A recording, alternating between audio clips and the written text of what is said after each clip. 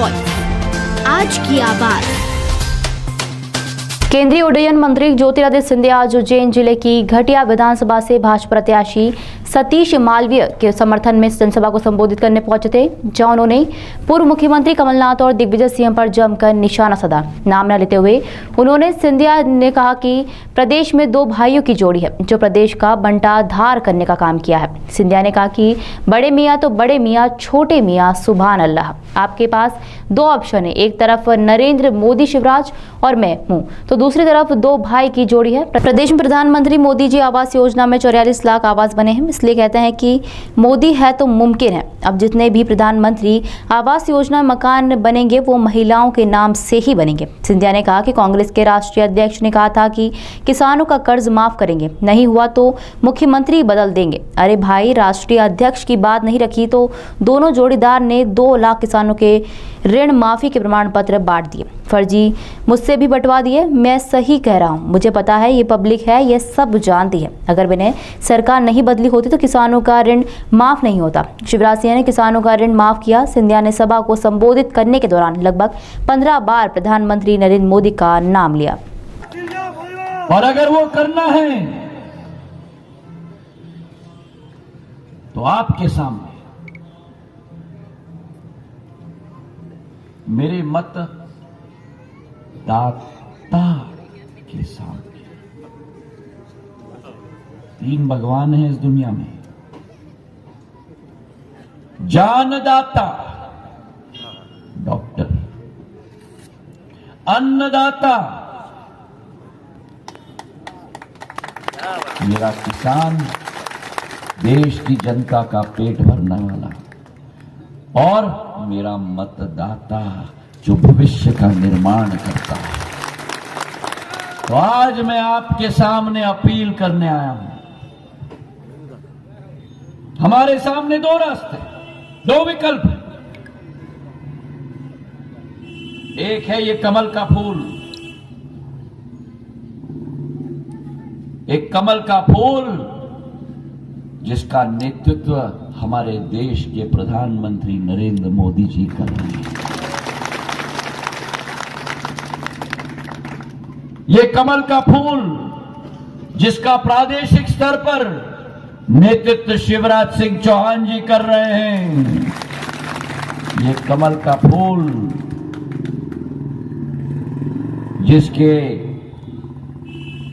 जिसे हाथ में लेकर झंडे के रूप में एक कार्यकर्ता के रूप में ज्योतिरादित्य सिंधिया आपके सामने है। एक विकल्प यह है, पर एक और विकल्प है। वो दूसरा विकल्प है हमारे प्रदेश की बहुत ही प्रसिद्ध एक जोड़ी।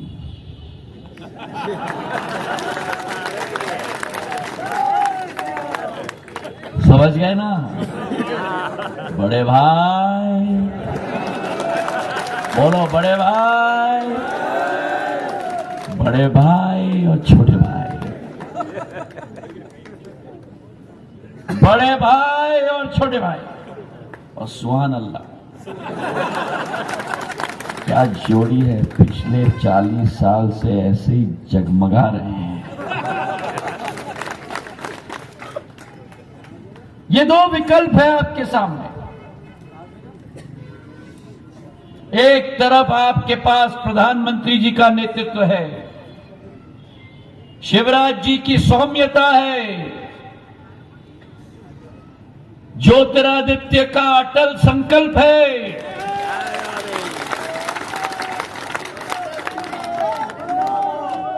और दूसरे तरफ वो जोड़ी है जिसने मध्य प्रदेश को अंधेरे और गड्ढे में डाल के छोड़ दिया था मेरे भाई और बहन। उज्जैन में आकर मैं बहुत भावुक हूं, और भावुकता का कारण है इस उज्जैन के साथ सिंधिया परिवार का कोई राजनीतिक संबंध नहीं है। यहां के जन जन के साथ, ग्रामीण अंचल के वासी के साथ, एक एक समाज के वासी के साथ, हमारी महिलाओं के साथ सिंधिया परिवार का एक खून का रिश्ता है और एक परिवार का।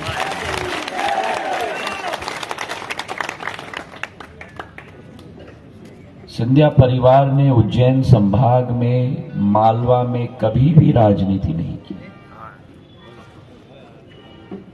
सिंधिया परिवार ने अगर मालवा संभाग और उज्जैन में कुछ किया तो केवल ही केवल विकास और प्रगति किया है। और इस मालवा अंचल के पग पग पर, इस मालवा अंचल के डग डग पर सिंधिया परिवार का विकास और प्रगति का एक एक स्तंभ इस 21वीं सदी के भारतवर्ष में भी स्तंभ की तरह खड़ा हुआ है। मैं इतिहास के पन्नों को पलटना चाहता हूं।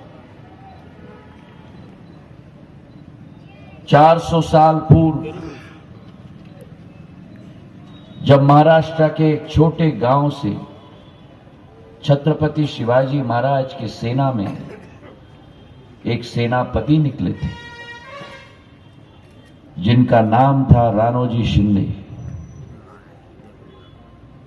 पहले आकर मालवा को विदेशी तंत्रों से स्वतंत्र करने का काम किया था। और जब विदेशी ताकत और मुगलों को यहां से परास्त करके भेजा था, एक दृश्य देखकर उनका दिल टूट गया।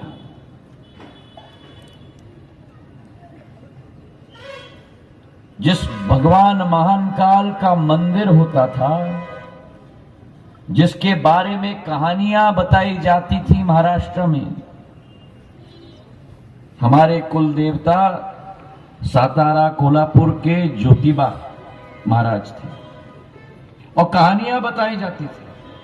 उस महाकाल के मंदिर को इल्तुतमिश ने पूर्ण रूप से तोड़ के खंडित करके लिंग को कुएं में फेंक कर हमारे सनातन धर्म पर यह कलंक लगाने का कार्य किया था। और अगर उज्जैन के महाकाल के मंदिर को दोबारा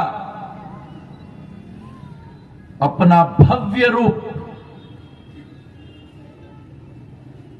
हमारे ज्योतिर्लिंगों में से सबसे महत्वपूर्ण लिंग अगर मैं कह पाऊं पूरे देश में अगर है तो हमारे महाकाल का मंदिर का है।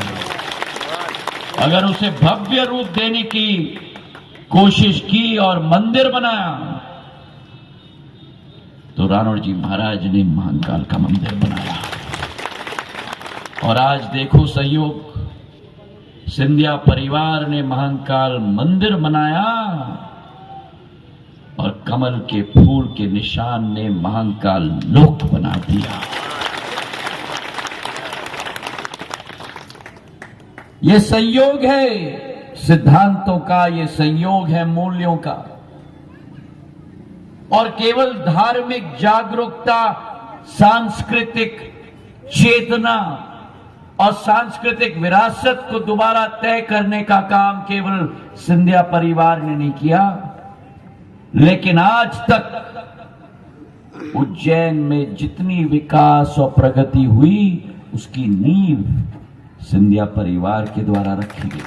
शिप्रा नदी के अधिकतम घाट राणोजी महाराज के द्वारा बनाए गए थे और 500 वर्ष के अंतराल के बाद अगर सिंहस्थ का कुंभ दोबारा उज्जैन और मालवा में शुरू किया गया तो राणोजी महाराज के द्वारा शुरू किया गया। तो धार्मिक चेतना, सांस्कृतिक विरासत दोबारा एक नई नींव के साथ शुरुआत करने की सोच और उज्जैन सिंधिया परिवार की राजधानी थी।